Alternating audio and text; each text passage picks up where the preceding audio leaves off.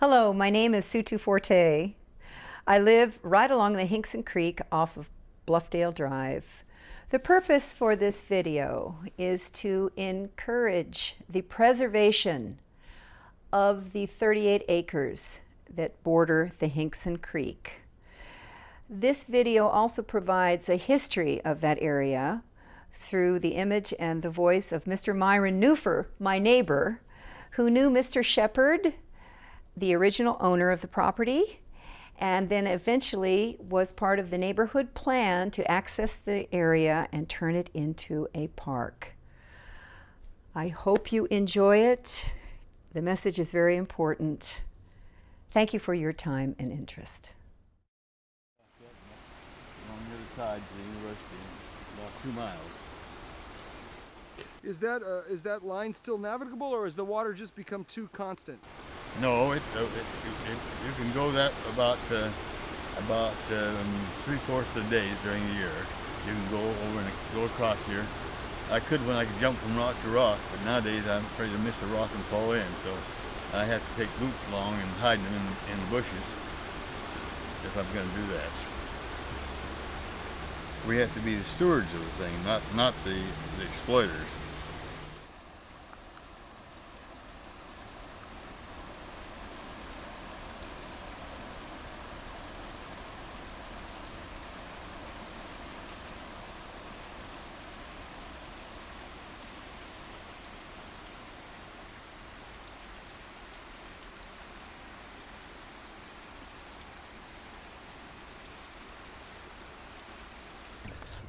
You be careful too, sir. I will. I came to Columbia in 1947 to get a PhD in genetics, and I was going to get it in 3 years and rush back to the mountains. It took me 5 years, but then I figured out there was no need for a PhD in Preston, Idaho. So I stayed here. And I was a graduate student under L.J. Stadler, Lewis Stadler, and many people in this community know of him then. And I was staying first in university housing and then faculty housing. And I got my PhD in 1952, and then I stayed on as a postdoc, and finally I got a position at the university in 1955. I was on the search committee to find a place to build the LDS church chapel, and we arranged to buy a piece of land from Mr. Shepherd. That's how I got to know him, because he sold us the land. Mr. Shepherd says, yes, he says, you're going to be a faculty member at the university, and I trust you as an honest person. He says, I have an ideal place for you to build a house. And that's the house I built over there. So he loaned us the money, and showed us the land out here, and he put a third mortgage on my little piece of land out north of town. In 1957, I bought this land at 2000 Valley View Road. And when I bought the land, I wanted a little bit extra land on the back. He said, for $200 more, I'll sell you that piece of land with the provision that if I ever want to make a park down here, you'll sell it back to me for the same price. I owned over there. Because he had definite plans of making a park. It was a part of his plan to have that park.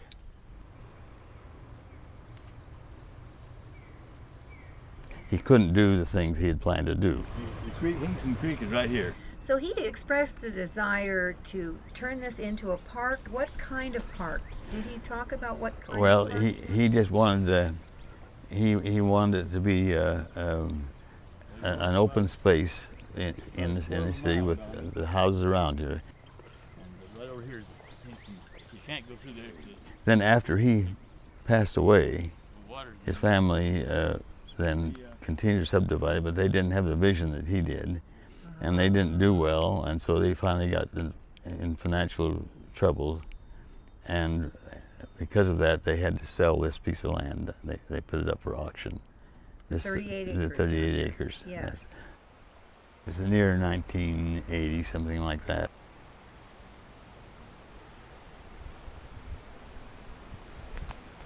The neighborhood just learned that it was up for auction and decided that we knew that Mr. Shepherd would like to make a park out of this.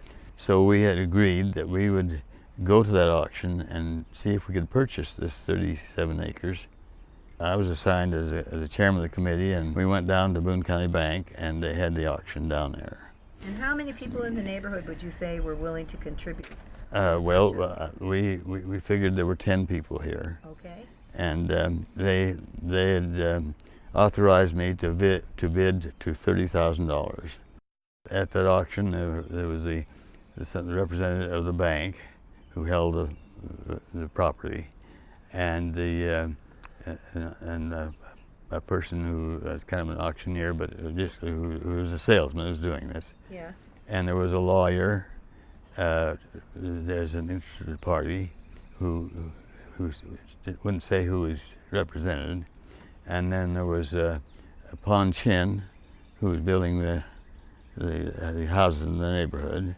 So the bidding started about, I think it started at 20 and 25,000. It started out, I think, at maybe 25,000, and we bid up until I had bid. The lawyer who represented somebody that wasn't there bid $30,000, which is the amount that I was allowed to go. And so I told him, I thought, well, I'll be glad to put in another $1,000 if I have to. So I bid 31, but the lawyer then went 32, and I knew that I couldn't go on like that, so it went for that price.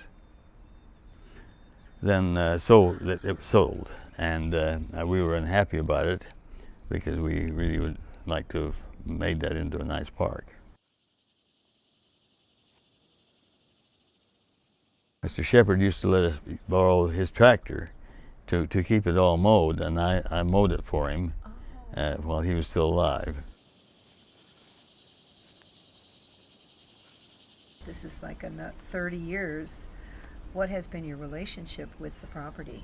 Well, like I say, I've enjoyed it. I've walked through it, I've mowed through it all the time, and people have been happy that I did this, and always tell me I'm happy, and I say, well, I'm happy to do it because it's so much fun to enjoy it.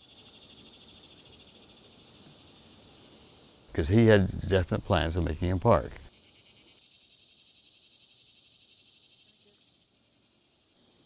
It was a part of his plan to have that park.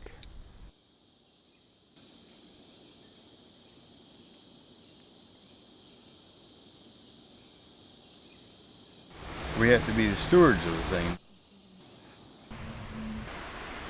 not the exploiters.